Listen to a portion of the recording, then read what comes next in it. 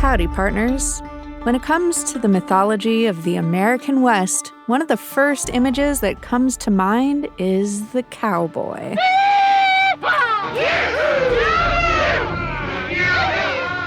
Cowboys are some of America's most iconic symbols, thanks to Hollywood. They're cattle drivers and ranch hands with big dreams. Give me 10 years and I'll have that brand on the gates of the greatest ranch in Texas. They're tough guys that don't take no guff. I hate rude behavior in a man. Won't tolerate it. And they're as quick on the draw as they are on the range. I don't know as I'd wear that hat too long around here, Mr. McKay. Oh? Why not? One of these wild cowboys might take it into his head to shoot it off you.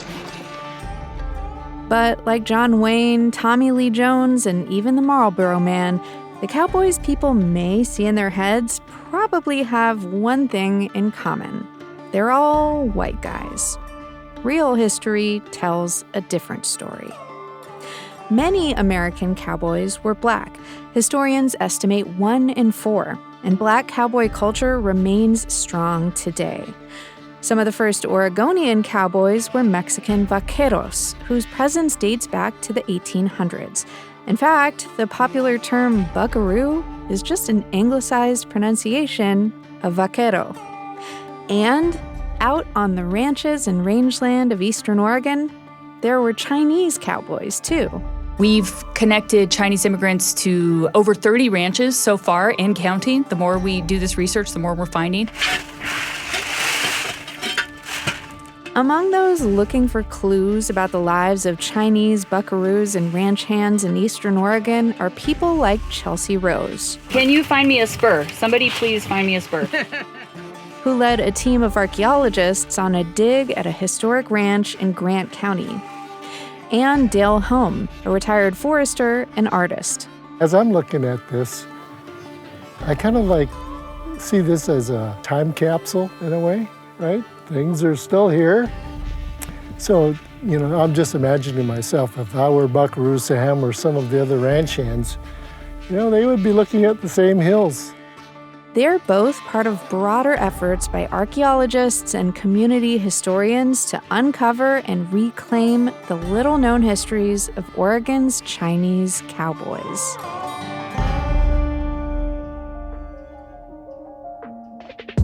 From the Gert Boyle Studio, I'm Jen Chavez, and this is The Evergreen, a podcast from OPB about the place you call home. Like many aspects of Western history, what we've been taught by history books or the movies isn't the full story. So today on the show, we're kicking off a special series in collaboration with Oregon Experience, the Southern Oregon University Laboratory of Anthropology, and Jefferson Public Radio. Chelsea Rose joins us to talk all about unearthing Oregon history, the real stuff. This has been a really important part of the story of ranching, which still really defines a lot of the identity of folks in Eastern Oregon today. That's been erased or, forgotten about.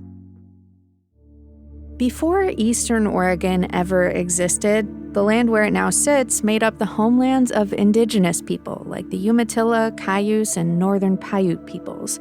They were the original stewards of this land. They began to be forced off their land as European settlers arrived in the 1800s. The Lewis and Clark expedition, the Oregon Trail, those histories are well known. But less well documented is the presence of people of Chinese descent in the pre-statehood and early statehood eras of Oregon's history. Early Chinese residents were among the first generations of non-indigenous people to settle in the region. There were Chinese people settling across the state. It's not just concentrated in John Day and Portland and Jacksonville. It's everywhere. Dr. Jennifer Feng is an independent historian and the director of exhibitions at the Wing Luke Museum in Seattle. She's studied and written extensively about the early Chinese diaspora in Oregon. The census data tells us that in a lot of these places in the state, Chinese people made up a really significant portion of the overall population. So, like in Grant County in 1870, the total population comprised of 42% Chinese people. Fang has helped share this history in collaboration with the Oregon Chinese Diaspora Project, a grassroots multi-agency collaboration that focuses on documentation of early Chinese Oregonians in rural parts of the state. Joining her in that work is historical archaeologist Chelsea Rose, the director of the Southern Oregon University Laboratory of Anthropology, or SULA. My specialty is the settlement and development of the American West, the gold rush, building railroads, development of the communities across the state. Under the umbrella of the Oregon Chinese Diaspora Project's work, Rose and others have learned more about not only the prevalence of early Chinese Americans in Eastern Oregon, but what they did there. We've been shocked to find not only the scale of these populations over time, but also the extent to which Chinese Americans were involved in industries far beyond what you hear about normally, which is, railroads and mining. In Grant County, Chinese folks were not only working in mining or running stores and laundries in historic Chinatowns in places like John Day. They were doing important work on ranches. They were serving really critical roles as buckaroos and sheep herders and just ranch hands, even ranch foremen and cooks, all these really critical parts of this ranching infrastructure. This research led Rose and her team to historic Stewart Ranch, south of Dayville, Oregon, in a remote area of Grant County. When I say remote, I mean every day we had an hour commute that felt like we were filming a four-wheel drive truck commercial. It's a 3/4-ton pickup like this. With full-time four-wheel drive, it never forgets it's a tough truck. The former ranch is on Oregon Department of Fish and Wildlife land, what's now the Philip W. Schneider Wildlife Area. It's expansive western scenery, complete with wild horses. And the way its remoteness has protected it from the modern world makes it an archaeologist's dream. So we're picking up something here. So telling me a buckle or a button or a bullet. We knew right away that if we were really going to try to target the folks that were working on the ranch, we needed to find the bunkhouses. And so lucky for us, there's 2 bunkhouses that are preserved in this area.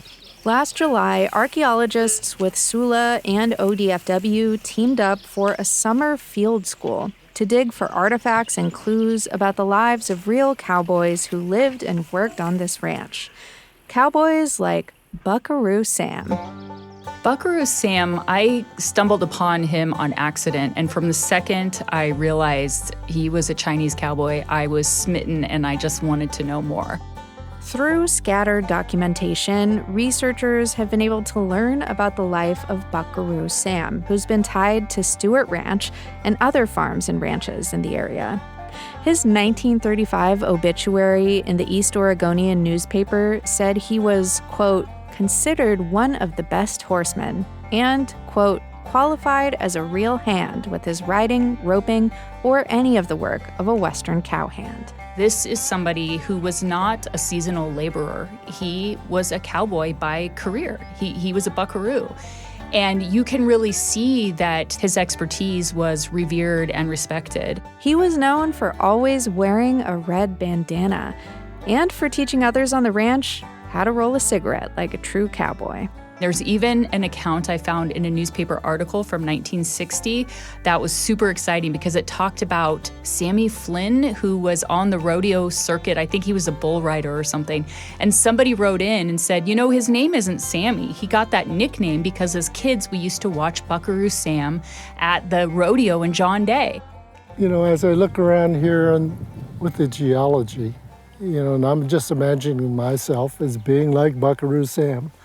It's a very warm feeling for me to be able to stand here and just kind of look around and imagine myself as one of these Chinese pioneers of the Western frontier.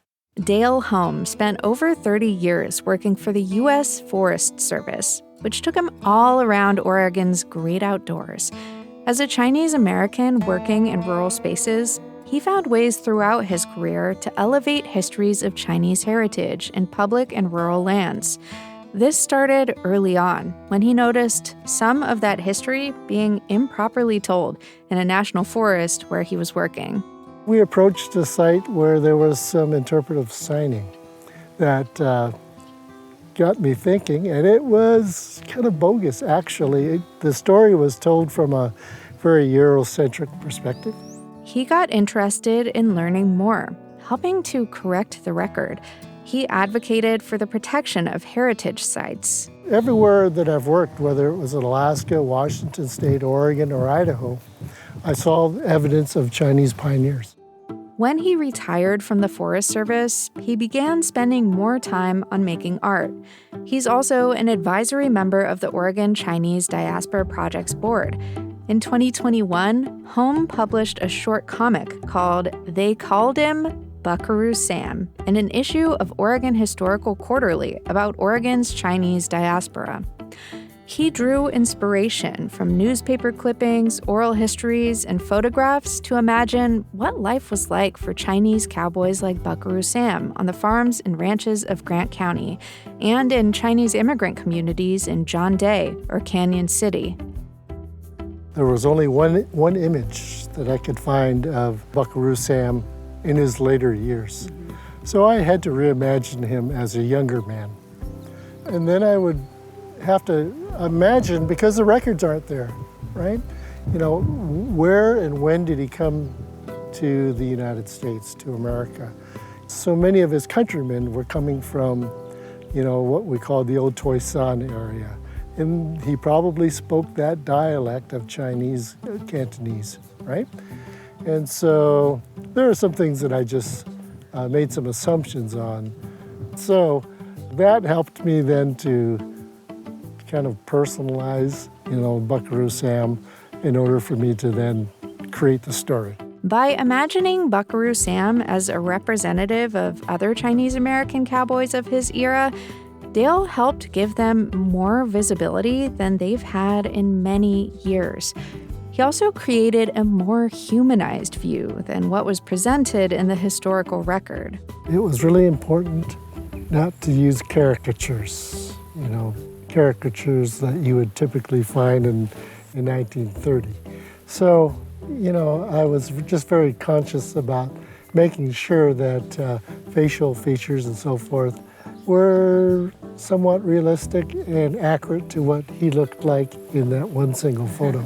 It just really reinforces the importance of a Chinese American artist having an opportunity to depict this person, because past depictions of him have been filtered through a really racialized gaze. Through resurfacing histories of Chinese Americans like Buckaroo Sam, folks like Dale Home and Chelsea Rose are expanding the view of who cowboys were. The image of the American West, you know, and what a cowboy was, and that sort of thing, it's pretty strong in Western American culture.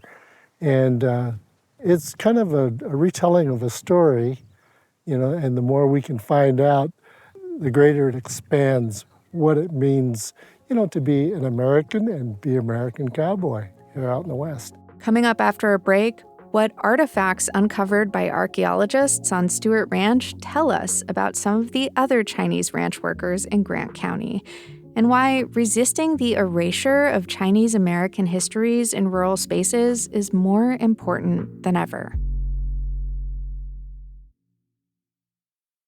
Thanks for listening to The Evergreen, our podcast from OPB about the place you call home. If you dig what you hear, subscribe to us on your favorite podcast app, and we'll rustle up some more fascinating stories about life in the Pacific Northwest for you every Monday morning. You can also follow OPB on Instagram @OPBphoto, or follow me directly @Jen Chavez OPB. That's Jen with 2 N's, and I'll keep you posted on everything Team Evergreen is up to.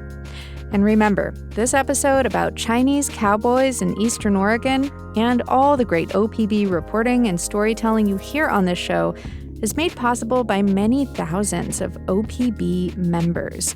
Support our journalism by becoming an OPB sustaining member today at opb.org/pod. And now, back to the ranch.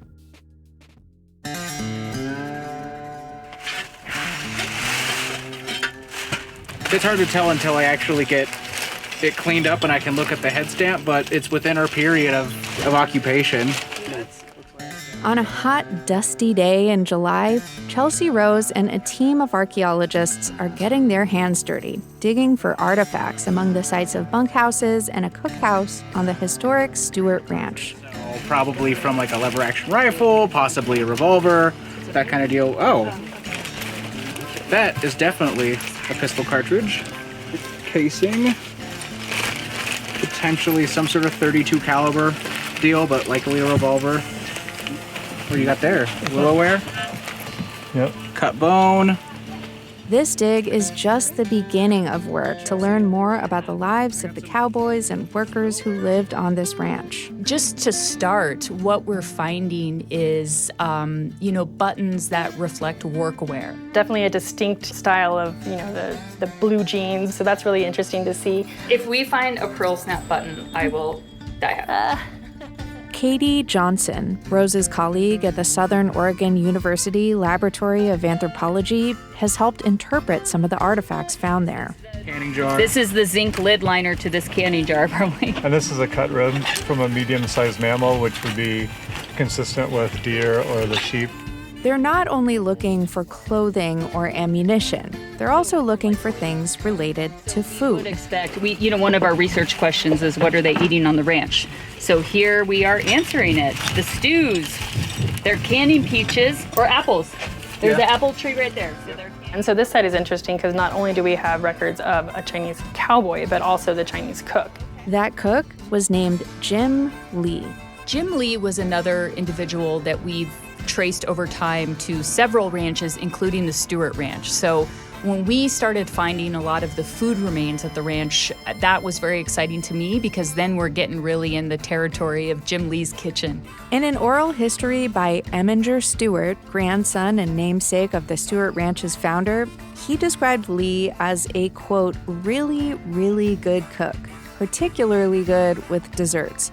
Rose says some accounts suggest he was great at making biscuits. Johnson at Sula is a zooarchaeologist, meaning her expertise in animal bones can help decode some of the food remains found around the area of the ranch's former cookhouse.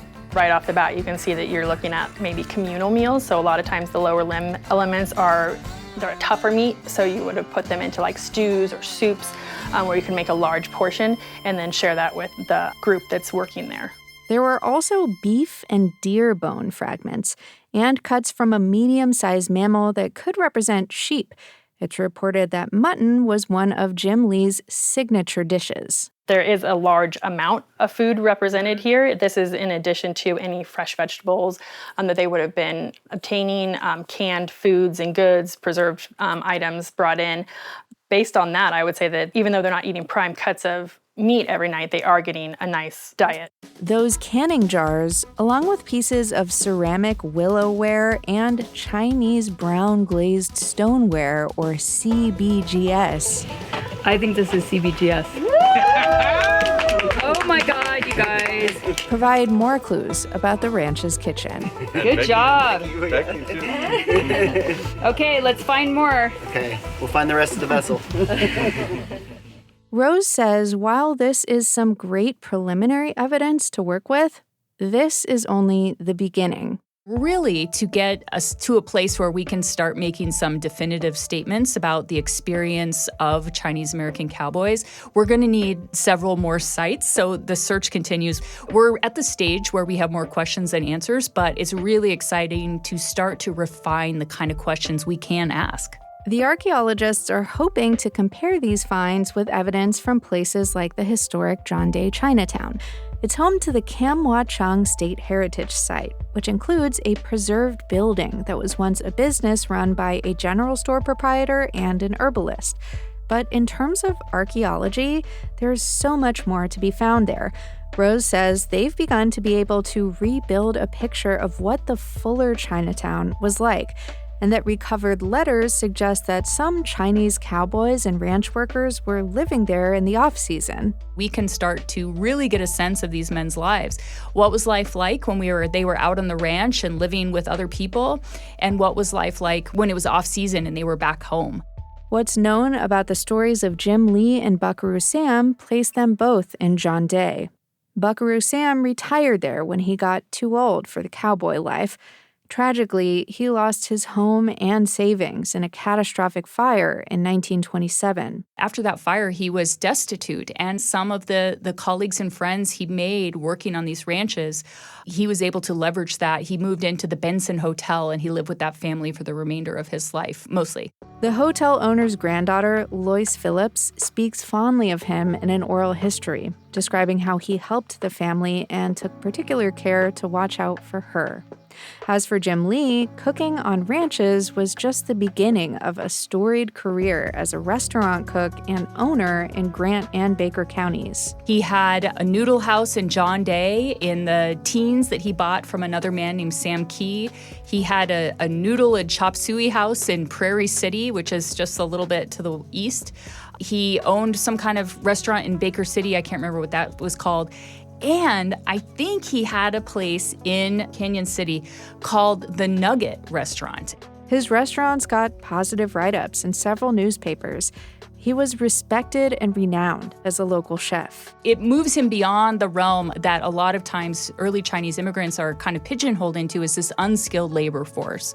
And so, when you really take the time and take care to tell these stories of these men, you can start to really fill in the gaps and recognize careers and, lived experience that was far beyond this unnamed, unskilled, generic, monolithic Chinese experience that's often portrayed in history books. All in all, the presence of early Chinese Americans in Eastern Oregon clearly had a huge impact on the ranching industry and local economies.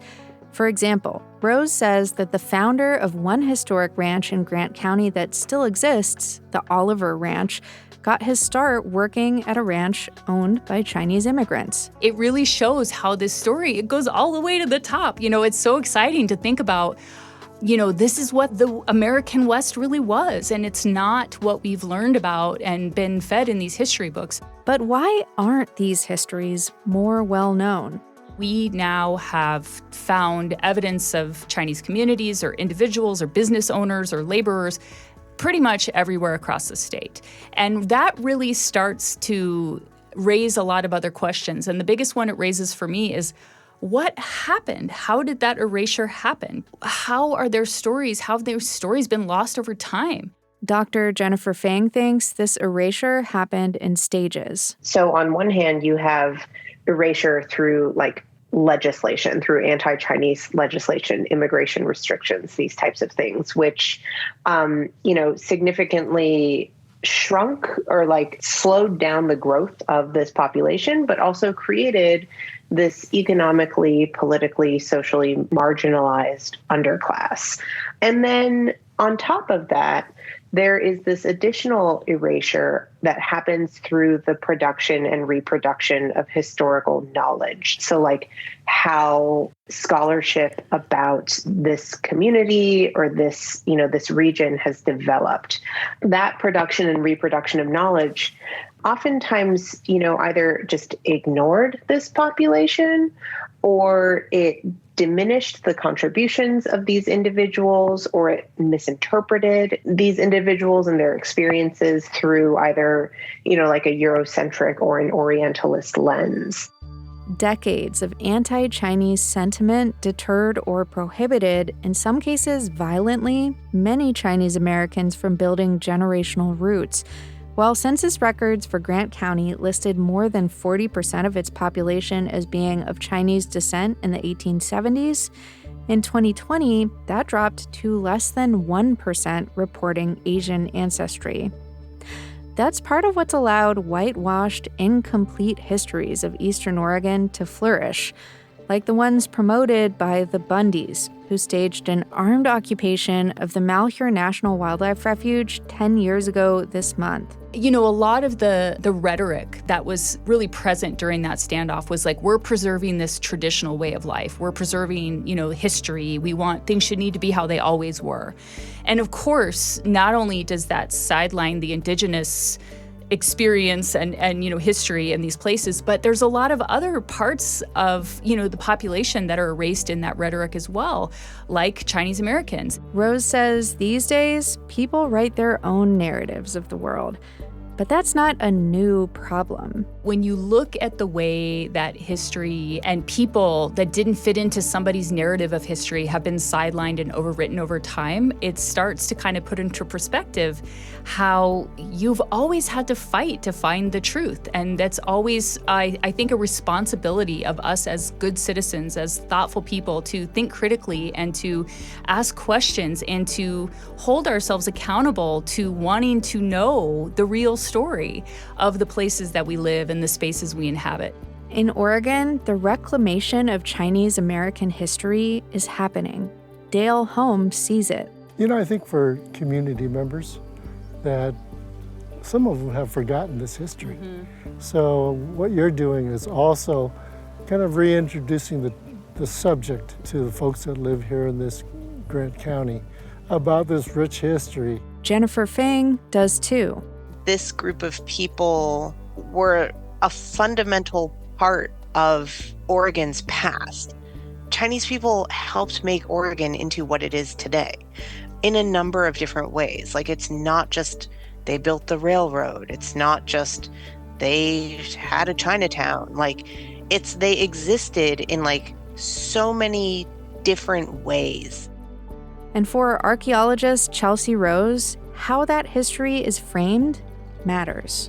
One of the things that I think is really an important opportunity for archaeology is to be able to recognize the presence of Chinese Americans and to document their experience outside of the documentary record, which during this era is primarily comprised of all of the things that they couldn't do and all of the terrible things that were said about them and happened to them.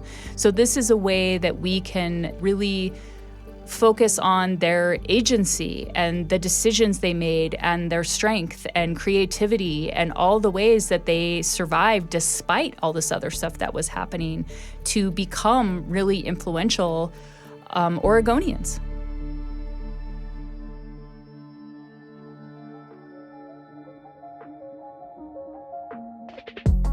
To learn more about the history of Chinese cowboys and ranch workers in Eastern Oregon, check out Chelsea Rose's great article and video collaboration with Christy Goshi for OPB's Oregon Experience. You can find those at opb.org, and we'll link to them in our show notes. And a special shout out to the Southern Oregon University Laboratory of Anthropology and to our partner station, Jefferson Public Radio, where Rose hosts the podcast Underground History. Check it out at ijpr.org. Stay tuned for more from Chelsea Rose about unearthing Oregon history in the months to come. Thank you for listening to The Evergreen, our podcast from OPB about the place you call home. I produced this episode, and our technical director is Stephen Cray. The OPB podcast team also includes Mia Estrada, Julie Sabatier, and Sage Van Wang. Chelsea Rose, Christy Goshi, Alan Joe, Dave Miller, and I did the interviews you heard. You heard clips from the Westerns, Red River, Lonesome Dove, and The Big Country. Music in this episode comes from Audio Network. And if you have a question for us, please reach out. Email us at theevergreen@opb.org. I'm Jen Chavez. Happy trails.